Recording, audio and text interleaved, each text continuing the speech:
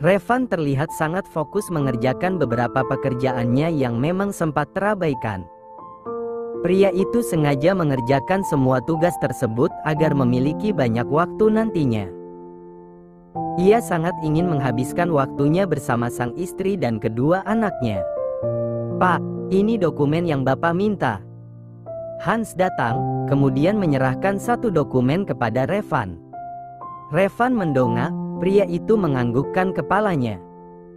Seakan ingat dengan sesuatu, pria itu kembali memanggil Hans yang baru saja hendak keluar.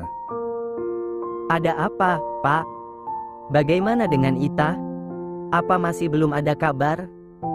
tanya Revan dengan pelan. Wajah Hans yang semulanya datar, berubah menjadi sayu. Sudah lebih setahun lamanya Ita pergi dan bahkan tak kembali.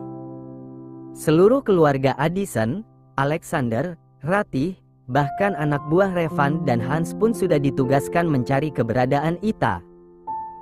Namun, keadaan Ita bak ditelan bumi. Mereka semua bahkan tak dapat jejak gadis itu. Ratih sendiri pun sudah mengeluarkan semua kemampuan yang ia punya. Tapi, Ita sepertinya sangat cerdik untuk bersembunyi. Hans menggeleng pelan. Dia bahkan pergi sebelum mengakhiri hubungan ini. "Aku benci dengan gadis itu. Tapi, aku juga sayang sama dia." Revan mendesah pelan. Merasa kasihan dengan Hans.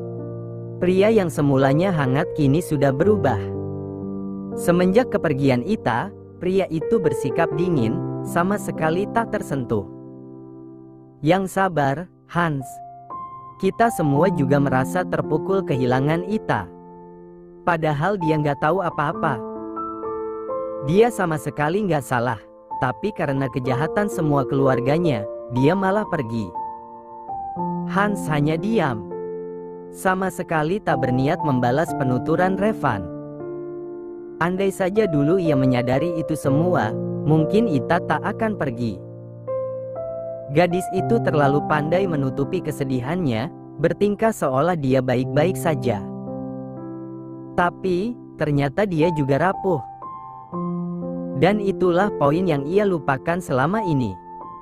Dirinya sadar jika ia tidak pernah memberikan semangat pada gadis itu. Sedikit membungkukkan tubuhnya, kemudian Hans pergi tanpa mengucapkan sepatah kata pun. Revan yang masih berada di dalam ruangan hanya bisa menatap kepergian asistennya itu. "Ta, sehat-sehat di sana, ya? Kalau kamu udah capek sembunyi, kamu bisa pulang. Abang janji bakal jaga kamu baik-baik," gumam Revan. Entah bagaimana kabar adik sepupunya yang satu itu. Mungkinkah wanita itu hidup dengan baik, atau justru menderita? Berbagai tebalkan muncul di kepala Revan. Ia tahu jika adik sepupunya itu memang pintar, sedikit mustahil jika dia hidup menderita. Tapi, mencari pekerjaan pun bukanlah hal yang mudah. Jujur saja, di satu sisi dirinya merasa sikap Ita terlalu kelakakan. Tapi, di lain sisi siapa coba yang tidak terpukul dengan fakta sebesar itu? Dirinya sadar betul jika Ita pasti merasa sangat kotor menyandang marga Addison. Tidak mau larut memikirkan masalah, Revan memilih untuk menyelesaikan semua pekerjaan kantornya agar bisa segera pulang. Bermain dengan kedua anaknya, kemudian malamnya bermain dengan istrinya. Sekian lama bergelut dengan tumpukan dokumen, akhirnya setelah 5 jam semua pekerjaannya selesai juga. Untuk 2 hari ke depan mungkin ia bisa bersantai. Melihat jam yang melingkar di pergelangan tangan, Revan terbelalak kala mengetahui ternyata sudah jam 8 malam. Dirinya bahkan belum mengambil alih mengurus Twins Day. Pasti istrinya kecapean. Seketika Revan mendesah, mungkinkah ia harus puasa lagi malam ini? Akhirnya dengan berat hati Revan pulang. Sepanjang perjalanan hanya ada kesunyian di dalam mobil. Memikirkan nasibnya malam ini membuat kepalanya hampir pecah. Dirinya sudah lelah dan butuh kesenangan, tapi sepertinya tidak akan mendapatkannya malam ini. Udah tiap hari gue nahan diri buat nggak nabo Dava sama Davira yang asik nenen mulu. Gue juga pengen kali. Jangankan nenen, pegangnya aja gue udah nggak pernah. Untung mirip gue, kalau bukan udah gue masukin ke dalam karung. Kania juga nggak peka banget lagi. Yang harusnya dia nenenin itu 3 bayi. 2 bayi kecil, 1 bayi besar yang juga perlu nenen. Ah, bini gue emang nyebelin banget. Awas aja kalau gue sampai dapat tuh nenen, gue gigit sampai putus. Gumam Revan menggebu-gebu. Ah, sepertinya tak mendapat jatah malam ini benar-benar membuatnya stres. Ingin mencari kesenangan sendiri, tapi ia yakin sekali sampai rumah tubuhnya sudah tidak utuh. Setelah menempuh beberapa menit perjalanan, mobil yang membawa Revan akhirnya sampai juga. Pria itu segera turun dan masuk ke dalam rumah. Begitu masuk, rumah terlihat sepi. Tidak ada suara putra dan putrinya yang biasa menyambut kedatangannya. Apa iya mereka udah tidur? Tumben cepat banget. Revan kembali bergumam. Kakinya kemudian melangkah menuju dapur. Kamu udah pulang, Mas? Ayo makan. Kamu belum makan, kan? Revan terdiam sejenak, memperhatikan istrinya yang tengah menghidangkan makanan di atas meja. Setelah sadar pria itu mengangguk. Ia kemudian mendudukkan dirinya di atas kursi. Dava sama Davira mana? Tumben gak ada suara mereka. Tanya Revan sembari menatap istrinya yang tengah sibuk meletakkan beberapa lauk ke atas piringnya. Oh, malam ini mereka tinggal di rumah Mama. Hah? Kenapa mereka tinggal di rumah Mama? Revan sedikit heran mendengar jawaban istrinya.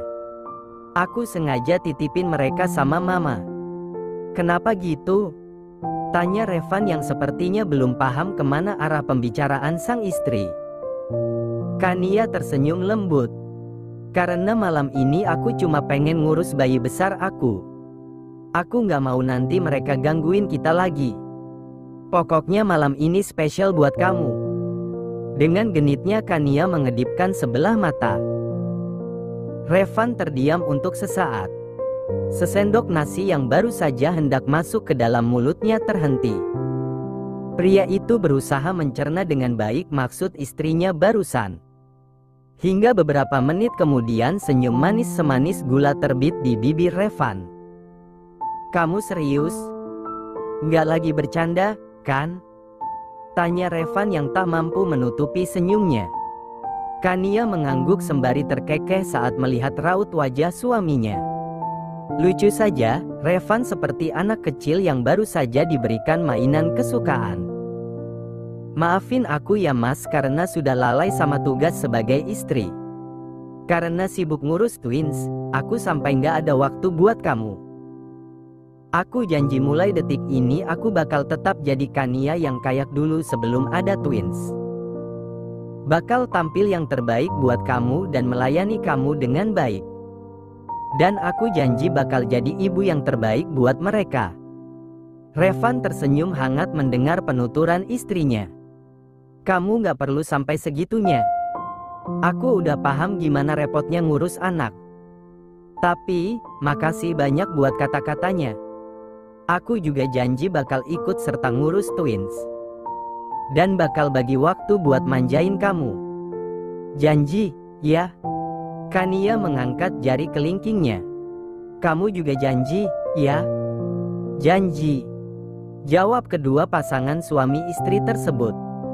Aduh, aku jadi gak nafsu makan. Kita langsung main aja yuk.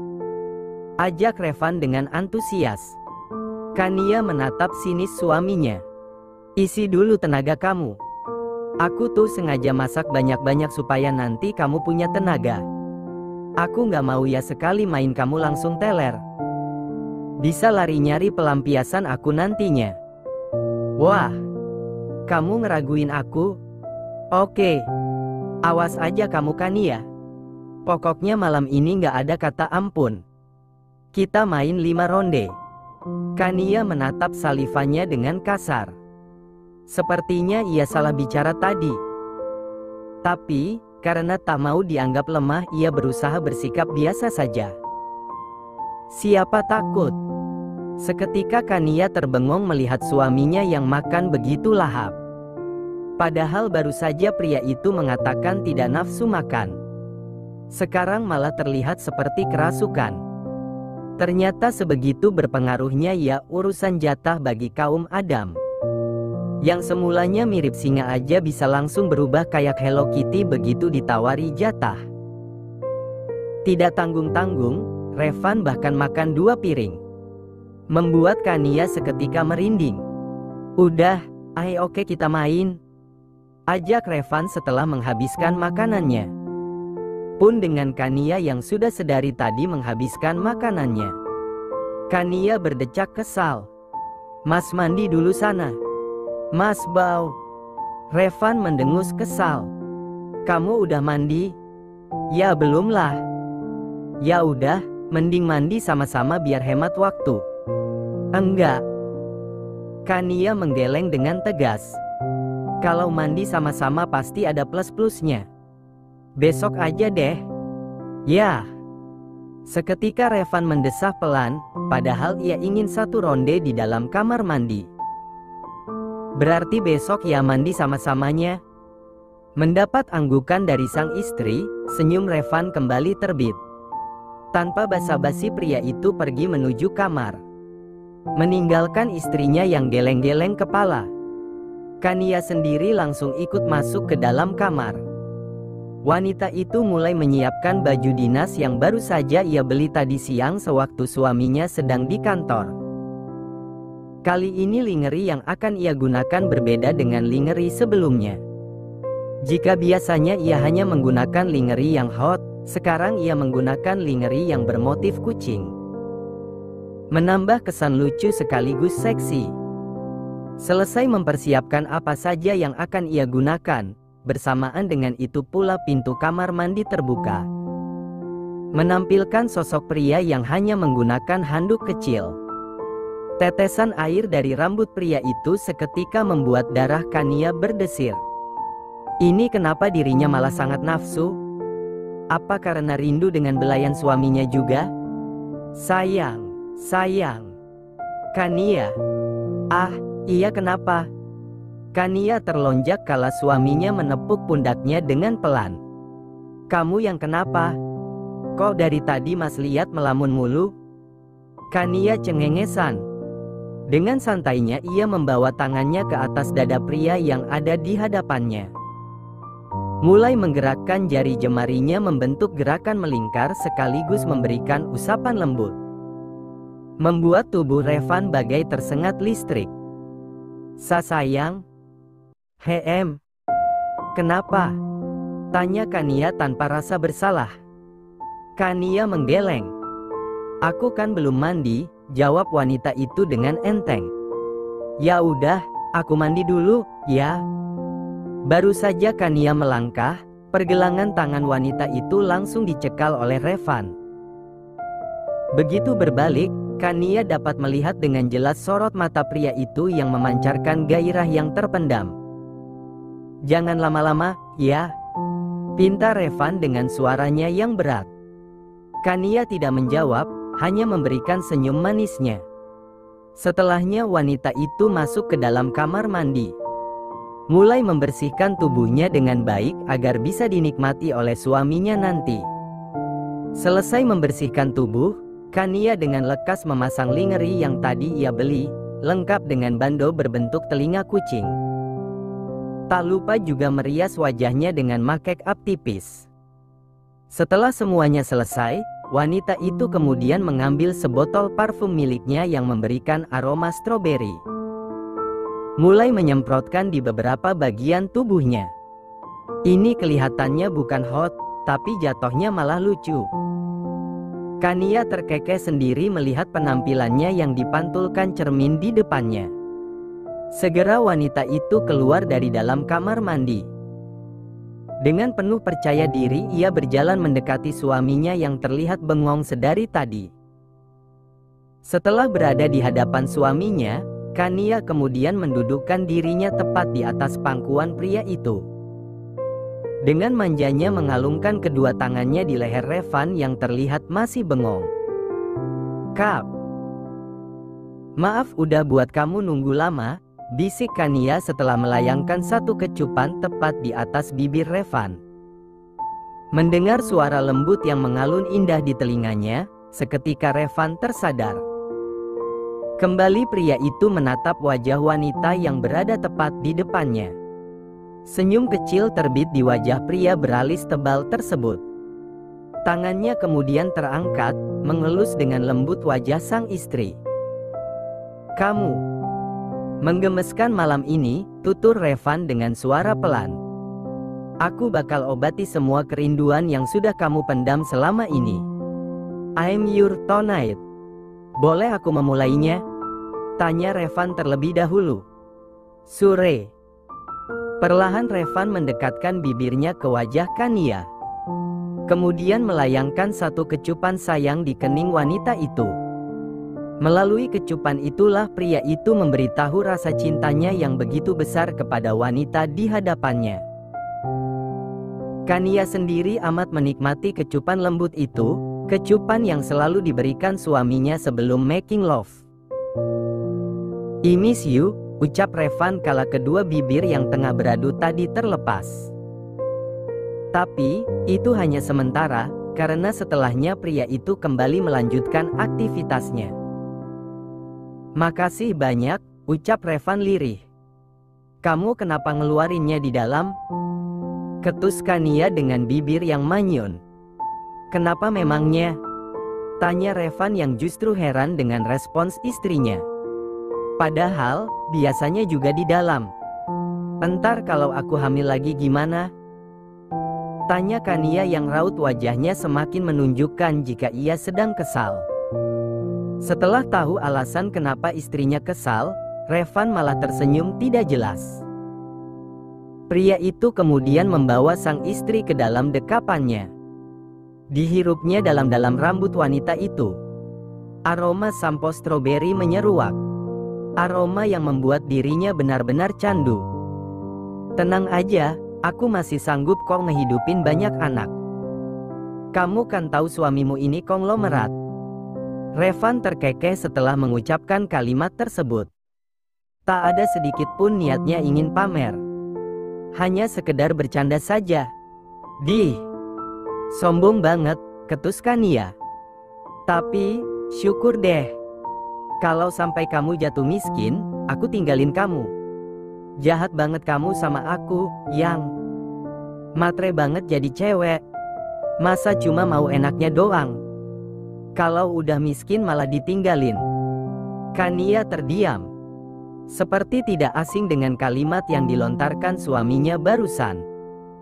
"Perasaan kalimat kamu itu biasanya ditujukan buat cowok deh. Biasanya kan cowok itu yang cuma mau enaknya doang, abis itu malah ditinggalin. Ya iyalah, suamimu ini kan soleh. Nggak kayak kamu, mesum," balas Revan sembari menepuk dadanya bangga. "Mana matre banget lagi. Mohon maaf, this is Kania. Ogah banget rugi. Secara kan saya menikah dengan bapak karena situ banyak duit.